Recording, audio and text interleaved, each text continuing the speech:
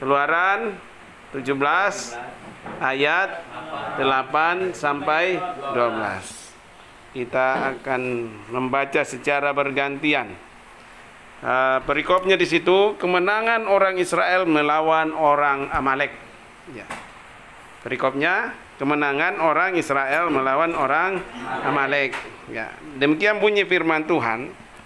Lalu datanglah orang Amalek dan berperang melawan orang Israel di Rafidim. Musa berkata kepada Yosua, pilihlah orang-orang bagi kita, lalu keluarlah berperang melawan orang Amalek.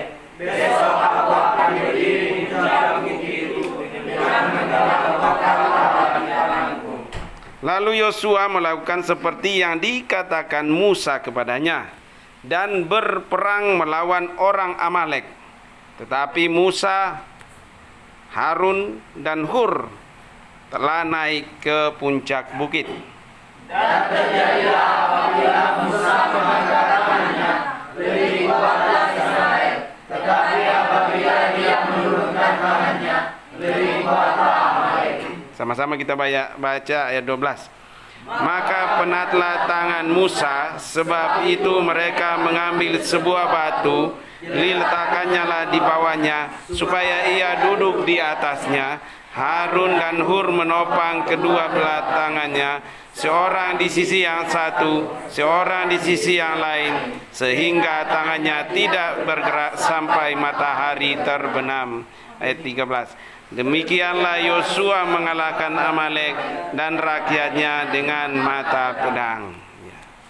Saudaraku yang dikasihi oleh Tuhan Yesus, pada malam hari ini saya akan mencoba menyampaikan firman Tuhan, ya, bahwa setiap hari kita akan menghadapi namanya peperangan, ya. Setiap hari kita akan menghadapi namanya peperangan. Apalagi kalau kita sudah hidup di dalam Tuhan, pasti ada peperangan yang akan kita hadapi. Seperti bangsa Israel, ya. Ketika mereka sudah keluar dari perbudakan di tanah Mesir, ya, mereka untuk sampai kepada tanah Kanaan, tanah yang dijanjikan oleh Tuhan. Dikatakan di sana tanah yang berlimpah susu dan madu.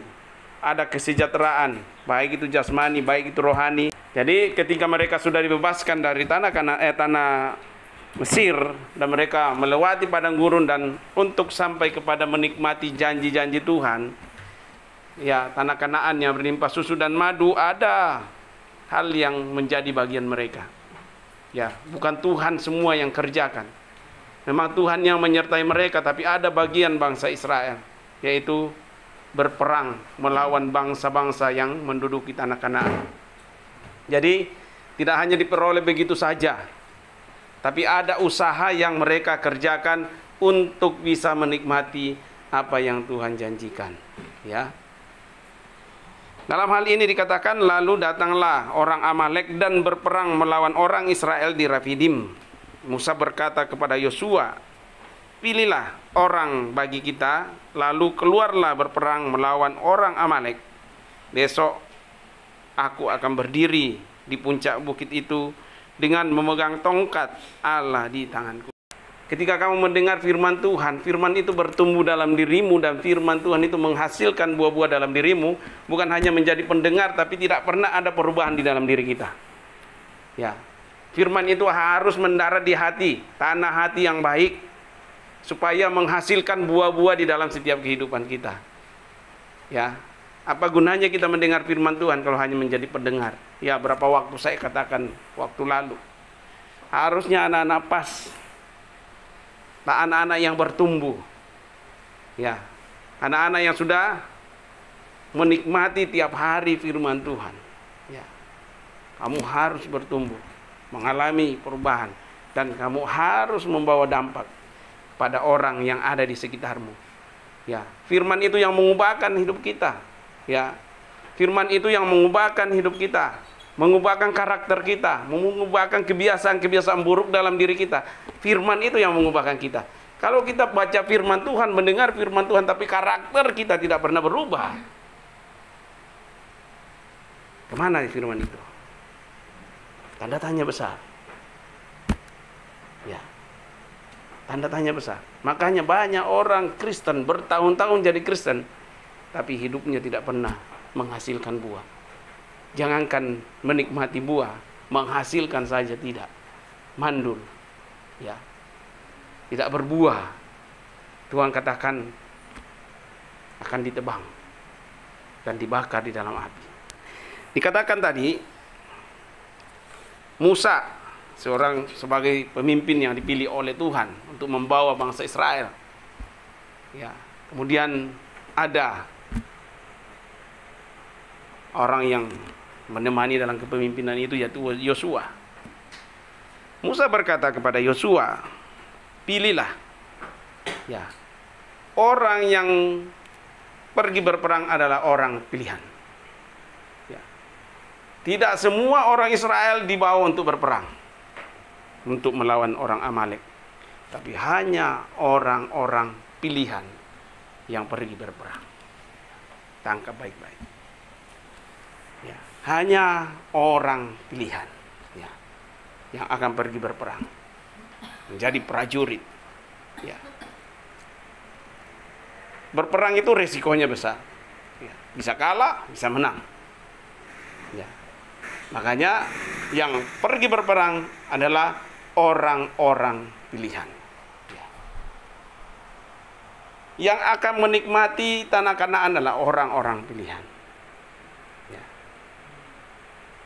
Orang pilihan itu pasti ada banyak persyaratan, pasti banyak kriterianya, pasti ada usaha. Ya. Orang yang pergi berperang pastilah orang-orang yang sudah terlatih. Ya. Orang yang pergi berperang adalah orang-orang yang sudah terlatih. Itulah orang-orang yang akan terpilih. Ya. Terlatih. Lihat tentara, tiap hari latihan. Supaya ketika dikirim berperang, mereka bisa mengalahkan musuh. Ya. Jadi yang bisa mengalahkan musuhnya adalah orang-orang yang terlatih. Kalau kita tarik dalam kehidupan kita sehari-hari, musuh kita yang paling besar adalah diri sendiri. Dan orang yang bisa mengalahkan dirinya, adalah orang-orang yang terlatih. Ya. Terlatih oleh firman Tuhan, terlatih oleh ketaatan, dan lain sebagainya. Ya. Musuh terbesar kita adalah diri kita sendiri. Banyak yang perlu kita perangi dalam diri kita. Kemalasan kita, keegoisan kita, kemasabodohan kita, ya, ketidakinisiatifan kita. Itu musuh-musuh yang harus kita kalahkan dalam diri kita. Dan yang bisa keluar menjadi pemenang adalah orang-orang yang terlatih. Dan itulah yang akan pergi berperang. Itulah yang akan membawa kemenangan. Orang-orang yang terlatih, bukan orang-orang yang tidak terlatih. Ya. Angkat baik-baik. Ya. Hanya dikatakan Musa berkata kepada Yosua, pilihlah orang-orang bagi kita, lalu keluarlah berperang melawan orang Amalek. Besok aku akan berdiri di puncak bukit itu dengan memegang tongkat Allah di tanganku. Ya. Lalu Yosua melakukan seperti, ya, ini Yosua melakukan seperti yang dikatakan Musa sebagai pemimpinnya. Ya. Ini penting sekali. Ya. Ini kalau kita lihat kisah-kisah orang-orang pilihan Tuhan, Abraham melakukan seperti yang dikatakan Tuhan. Selalu itu Abraham melakukan seperti yang dikatakan Tuhan. Ishak melakukan seperti yang dikatakan Tuhan. Musa melakukan seperti yang dikatakan Tuhan. Yosua melakukan seperti yang dikatakan oleh Musa sebagai seorang pemimpin. Nah, ini sangat penting sekali, ya. Ketaatan kepada pemimpin. Ya. Kan lalu Yosua melakukan seperti yang dikatakan Musa kepadanya dan berperang melawan orang Amalek. Tadi yang pergi berperang adalah orang-orang yang dipilih. Orang-orang pilihan, bukan orang sembarang. Ya, karena musuh itu harus orang-orang yang terlatih, yang bisa mengalahkan musuh. Ya. Hanya orang-orang yang terlatih yang bisa mengalahkan musuh. Terlatih cara melihatnya, ya, terlatih kepekaannya. Orang-orang terlatih lah yang akan bisa mengalahkan musuh. Ya. Ya. Kamu lihat orang susah, kamu nggak ada kegerakan, berarti kamu belum terlatih. Kamu lihat orang kerja, kamu nggak peduli, kamu sendirian santai, temamu capek, sebenarnya kamu bukan orang yang terlatih. Ya. Nggak pernah kamu latih matamu. Coba kamu lihat Raja Wali. Raja Wali dari ketinggian di atas dia bisa melihat ikan yang kecil di bawah.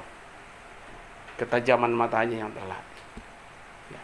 Kadang mata kita tidak pernah terlatih sehingga kita tidak bisa melihat orang kerja, tapi kita santai. Berarti kita belum terlatih. Ya. Inisiatif kita kurang. Itu berarti kita belum terlatih. Pasti kamu tidak akan terpilih untuk pergi berperang. Karena kewaspadaan di medan perang itu salah gerak mati. Ya. Di medan perang itu salah gerak mati, salah bicara bisa mati, salah komando bisa mati. Makanya bukan orang sembarangan yang dipilih untuk pergi berperang. Nah, ini perang yang aneh juga kan. Ya saya tadi poin pertama tadi, orang yang akan pergi berperang adalah orang yang terpilih. Musuh kita yang paling besar kalau kita tarik dalam kehidupan kita adalah diri kita sendiri. Banyak orang yang masih dikuasai oleh dirinya, nggak bisa mengalahkan dirinya. Ya. Sebenarnya persoalan banyak muncul itu karena dari dalam diri kita yang kita tidak bisa kalahkan diri kita. Persoalan banyak muncul karena kita nggak bisa mengalahkan diri kita sendiri. Dan yang bisa mengalahkan dirinya sendiri adalah orang-orang yang sudah terlatih. Ya. Kalau kamu terlatih, pasti kamu bisa menjadi pemenang. Ya. Nah, kemudian dikatakan di situ, lalu Yosua melakukan seperti yang dikatakan Musa kepadanya dan berperang melawan orang Amalek, tetapi Musa, Harun dan Hur telah naik ke puncak bukit. Dan terjadilah apabila Musa mengangkat tangannya, lebih kuatlah Israel, tetapi apabila Musa menurunkan tangannya, lebih kuatlah Amalek. Ya, ini perang yang aneh juga ya. Kalau Musa mengangkat tangannya, kuat bangsa Israel. Ya. Kalau Musa menurunkan tangannya, kalah. Kuat, musuhnya kuat. Nah, ini apa yang nilai rohani yang kita bisa tangkap? Kekuatan seorang pemimpin. Kekuatan seorang pemimpin. Ya. Jika pemimpin banyak berserah, amanlah orang yang dipimpinnya. Ya. Kalau pemimpin lemah, maka lemah juga yang dipimpinnya. Ya. Kamu calon-calon pemimpin, saya katakan kamu ada di tempat ini bukan tempat penampungan. Ya. Saya itu orangnya kalau ngomong pahit, tapi demi kebaikan kalian. Ini bukan tempat penampungan, tapi ini tempat untuk menelurkan pemimpin-pemimpin masa depan gereja, masa depan bangsa. Ya. Buat apa kita habiskan waktu kita hanya untuk menampung orang yang nggak ada gunanya nanti? Ya, saya nggak mau yang gituan. Tapi saya mau membuat orang dalam pimpinan Tuhan untuk menjadi pemimpin masa depan. Itu mimpi saya. Kamu harus jadi pemimpin, bukan jadi pemimpi. Ya. Untuk menjadikan pemimpin, kamu harus dibuat tiara. Ya. Untuk menjadi pemimpin, kalau kamu belum jalan di God, belum jadi pemimpin. Ya. Begitu. Kalau kamu belum merayap, rasakan bau God, bau keselokan, kalau di tentara kamu belum jadi pemimpin. Ya. Kamu harus tiarap. Dan kamu akan banyak sakit hati di situ. Kembali lagi responmu. Pembentukan itu menyakitkan. Pembentukan itu ada harga yang harus kita bayar. Kalau kita nggak mau bayar harga, kamu tidak akan pernah jadi seorang pemimpin. Ya. Kalau kamu nggak mau bayar harga, kamu tidak akan pernah jadi pemimpin. Pemimpin kita sepanjang masa Tuhan Yesus, dia harus bayar harga. Memikul salib ke Golgota, mati di kayu salib, itu harga yang dia harus bayar untuk menyelamatkan kita semua. Dan dia menjadi pemimpin di atas segala pemimpin, karena ada harga yang harus dia bayar. Mau nggak kita bayar harga untuk menjadi seorang pemimpin? Untuk menjadi seorang pemimpin, mau nggak kita menahan diri ketika kita disinggung? Mau nggak kita peduli ketika orang kerja kita ringan tangan? Atau kita malah menghindar, masa bodoh? Saya katakan kamu tidak akan pernah jadi pemimpin. Kamu akan menjadi orang kebanyakan. Ya, orang kebanyakan. Dan itu sudah terlalu banyak. Ya. Musa di sini seorang pemimpin. Ketika dia mengangkat tangannya, artinya dia bisa dalam artian rohani, ketika dia banyak berserah sama Tuhan, dia akan mengalami kekuatan. Ketika dia lemah, nggak kuat lagi, dia akan dikalahkan. Ya. Makanya stamina seorang pemimpin harus selalu kuat. Stamina rohani ya, harus selalu kuat untuk membawa orang yang dipimpinnya, ya, untuk membawa orang yang dipimpinnya. Dikatakan maka penatlah. Ada saatnya juga pemimpin merasa tidak kuat dan perlu topangan dari orang yang dipimpinnya. Ada saatnya pemimpin merasa tidak kuat. Mungkin saja karena terlalu banyak beban yang dia harus pikul sendiri, sehingga dia merasa nggak kuat lagi, sehingga perlu topangan dari orang-orang yang dipimpinnya. Katakan, maka penatlah tangan Musa, sebab itu mereka mengambil sebuah batu, diletakkannya lah di bawahnya supaya ia duduk di atasnya. Harun dan Hur menopang kedua belah tangannya. Ini gambaran bahwa tidak bisa orang bekerja sendiri. Semua membutuhkan bukan single fighter. Ada saatnya kita merasa penat. Kita butuh pertolongan orang lain. Makanya tadi kejelian itu sangat dibutuhkan. Ketajaman itu sangat dibutuhkan. Dan itu hanya ada dalam diri orang-orang yang sudah terlatih dan terpilih. Ya. Orang yang sudah terbentuk, itu yang akan mengalami ketajaman itu. Ya. Kalau kita kembali ke kejadian Adam dan Hawa ketika jatuh dalam dosa, mereka awalnya di Taman Eden, ya, kemudian diusir. Ya, orang yang ada di Taman Eden adalah orang-orang yang sudah dibentuk, orang-orang yang terbentuk. Dialah yang akan menikmati berkat-berkat Tuhan. Ya. Orang-orang yang terbentuk itulah yang akan menikmati berkat-berkat Tuhan. Ya. Sama kalau kamu dalam perang. Kira-kira kalau menang perang, siapa yang dapat bonus banyak? Apa? Apakah rakyatnya atau orang yang pergi berperang? Orang yang pergi berperang. Kalau malas kita pelihara, lah kita akan kalah terus. Ya. Kamu tidak akan pernah berhasil kalau malas kamu pelihara. Ya. Kalau kamu pelihara ayam pasti ada hasilnya. Kalau malas yang kamu pelihara, mah, benar nggak? Apalagi kalau tiap hari kamu pelihara terus, kasih makan terus, itu malas, lama-lama jadi besar. bukan mau jual kemana. Kamu tawarin ke perusahaan, kira-kira ada perusahaan yang mau beli nggak? Ada nggak? Kalau ayam kamu pelihara, kamu tawarin pasti ada yang beli kan? Pasti ada yang beli. Ya. Nah ini. Jadi mari saling membantu satu dengan yang lain.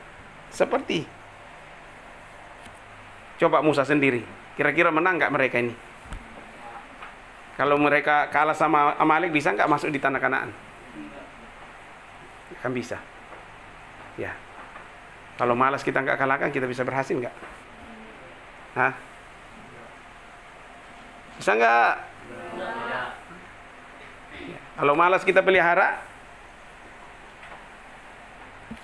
menghasilkan sesuatu? Ya kan? Ya. Hanya mari kita latih mata rohani kita, mata jasmani kita, latih supaya kamu menjadi orang-orang yang terpilih. Karena berperang itu tidak mudah. Ya, berperang itu tidak mudah. Ya. Benar nggak? Ya. Hidup itu perjuangan. Ya, hidup itu perjuangan. Inisiatif itu penting sekali, inisiatif. Ya. Kira-kira Musa nggak panggil Harun dan Hur ini, tolong dong topang saya? Atau dia udah lihat, oh kalau Musa turun kita kalah, mereka bergerak, kita harus topang supaya kita menang. Nah ini inisiatif. Punya inisiatif itu penting. Ini Musa nggak mungkin dia suruh panggil, tolong topang ini. Udah lihat keadaan di bawah. Ya. Pemimpin yang lain udah lihat keadaan naik. Kalau Musa turun tangannya, kalah kita ini. Harus cepat ditopang ini. Harus punya inisiatif. Latih mata kalian, lihat. Ya. Jangan hanya ketika kita ada keinginan baru kita. Nah itu namanya apa? Ada U di balik B. Harus punya inisiatif seperti Harun dan Hur. Ya. Kita kalah kalau kita tidak menolong pemimpin kita. Ya.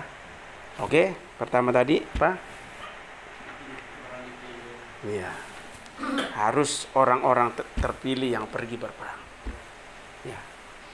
Orang terpilih, mau jadi terpilih, ada proses yang harus kamu lalui. Ya. Yang kedua, latih. Kamu harus menjadi orang yang terlatih. Ketiga, punya ini. Jadi orang terpilih, latih mata rohanimu, latih mata jasmanimu untuk melihat semuanya dan punyalah inisiatif. Ya. Pasti kamu akan bisa menikmati berkat yang Tuhan sudah siapkan bagi kita. Kadang berkat Tuhan sudah siapkan tapi kita nggak sampai ke sana karena dari kesalahan kita sendiri. Kita kalah. Ya, orang yang bisa menikmati berkat Tuhan adalah orang yang menjadi pemenang. Ya. Hanya orang yang menang yang bisa menikmati berkat Tuhan. Oke, saya kira demikian. Mari kita bangkit berdiri. Kita akhiri ibadah kita pada malam hari ini. Kita naikkan pujian. Tuhan yang Maha Kuasa, ya Tuhan yang kalahkan maut, ya Tuhan mengalahkan semuanya. Bagi Dia tiada yang mustahil, ya Tuhan, ya Tuhan yang bayar dosaku, ya Tuhan yang kalahkan maut, ya Tuhan menangkan semuanya.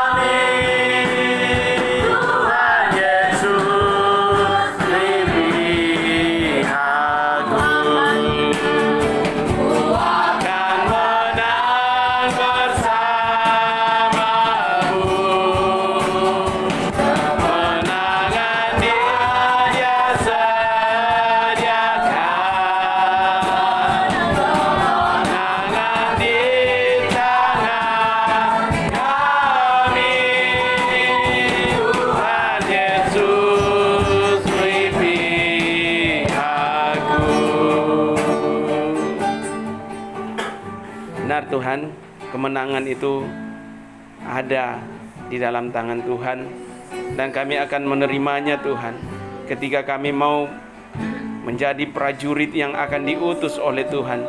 Banyak proses yang akan kami alami dalam kehidupan kami, mengalahkan kedagingan-kedagingan Tuhan yang membuat kami tidak maju-maju di dalam kehidupan kami Tuhan. Rasa malas, rasa ego, rasa mementingkan diri sendiri, rasa tidak bisa bergaul dengan orang lain.